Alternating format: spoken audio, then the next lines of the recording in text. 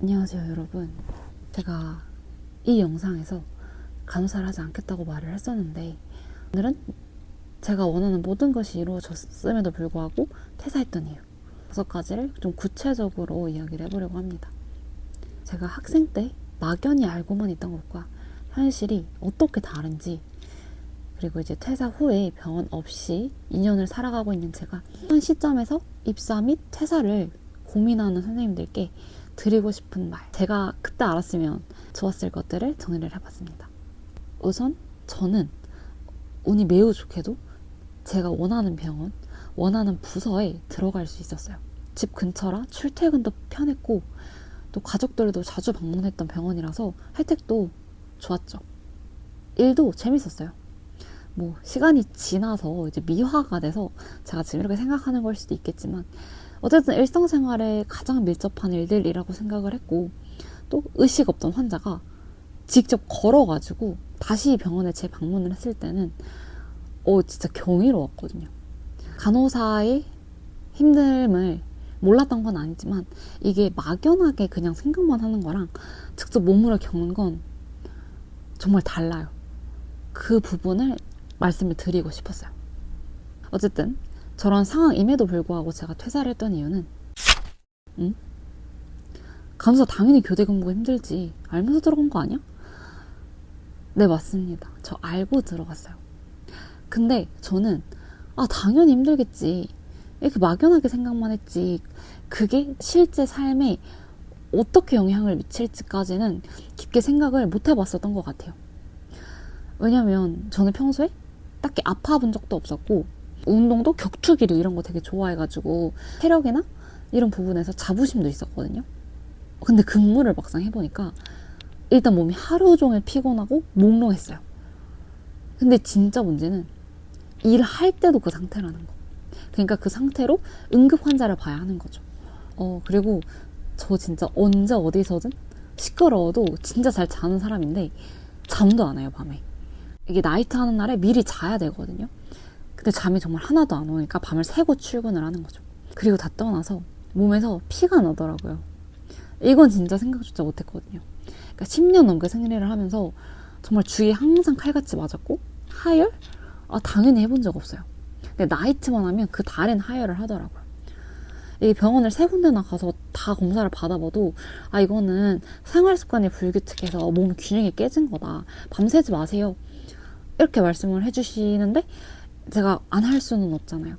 그래도 한 번은 이제 수쌤한테 양해를 구하고 나이트를 딱 한 달 안 했었거든요. 그때 정말 기가 막히게 하혈을 안 했고 퇴사를 하고 2년이 되어가는 지금까지도 한 번도 해본 적이 없습니다. 그러면 데이브 근무만 하면 되는 거 아니야? 라고 생각할 수도 있겠지만 전 학생 때부터 응급실이 원티드였고 제가 아는 선에서 ER 킵은 전 못 봤던 것 같아요. 그리고 또 은퇴할 때까지 저만 배려받을 수는 없잖아요. 그러니까 장기적으로는 어렵겠다라는 생각을 했었습니다. 신규는 오프 신청을 자유롭게 못했어요. 다른 병원은 사실 잘 모르겠는데 오프 신청을 그 단톡방에서 받았었거든요. 근데 전에 신규가 그걸 했다가 선임들한테 뒷말이 나왔다고 얘기를 하더라고요.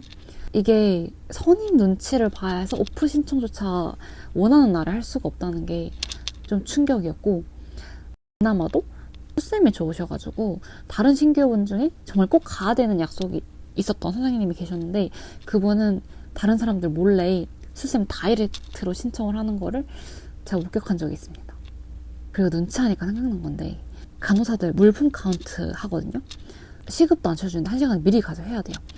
근데 이게 익숙해지면 20분 정도면 할 수 있는데 제 윗년차분이 익숙해져가지고 30분 전에 출근을 했더니 왜 늦게 왔냐고 말을 하시더라고요. 일단 아파도 쉴 수가 없어요.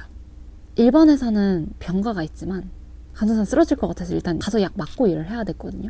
전에 말씀드렸던 것처럼 이제 제가 기절하기 직전 상태로 출근을 해서 약을 맞고 바로 받은 환자가 저랑 똑같은 증상으로 응급실 베드에 누워있을 때는 좀 현타가 오긴 했는데 이것보다 더 충격을 받았던 건 한 명은 3명이가 동시에 아팠던 날이 있었어요.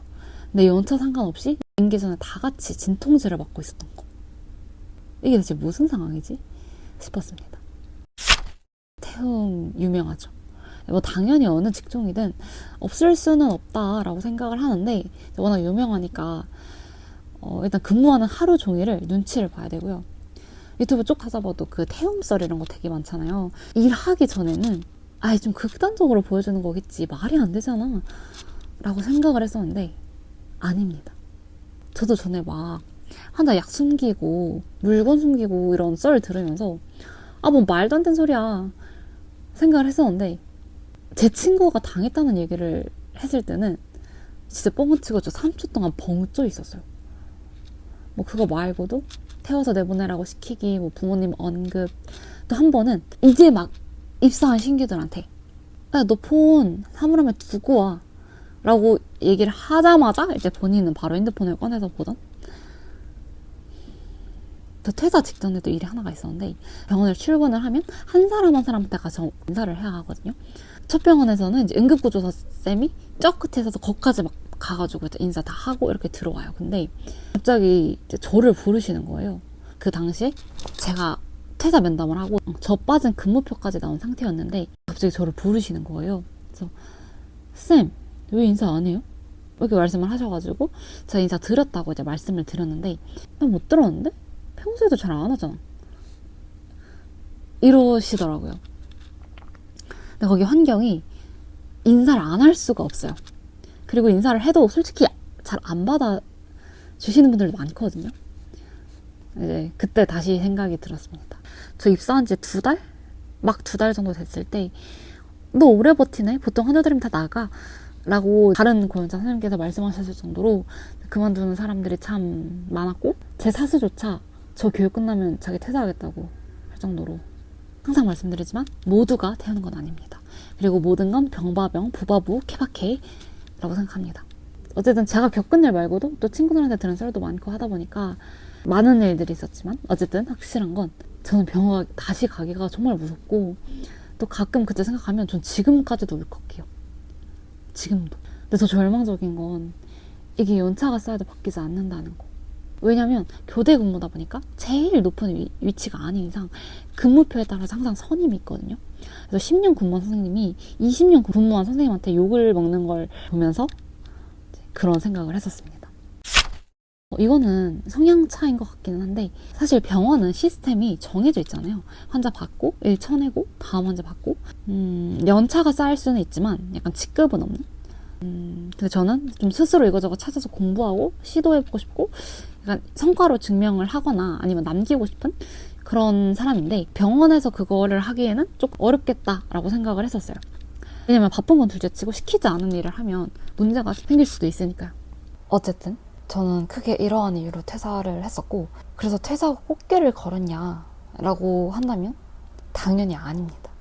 어떻게 살아야 될지 진짜 고민도 참 많았고, 또 간호사를 위해서 어쨌든 달려왔었는데 그게 사라지니까 정말 공허하고, 배운 게 이건데 전공을 버리니까 금전적인 부분도 솔직히 무시 못 하더라고요. 그리고 또 저처럼 이렇게 나왔다가 돌아가는 사람들도 정말 많으니까 경력을 제대로 쌓거나 아니면 대책을 미리 좀 세우고 나왔으면 좋았겠지만, 저는 당시 그럴 상태도 못 되었으니까 이제 그 이후로 더 열심히 살려고 했었던 것 같아요. 물론 그 과정에서 뭘 이뤘냐 라고 물으면 아직 이룬 건 없어요. 그냥 해보고 싶은 것들을 도전해봤고 경험해봤고, 뭐 그것조차 사실 잘 될 거란 보장은 당연히 없지만, 그럼에도 확실하게 말할 수 있는 건 지금이 훨씬 행복하다는 거.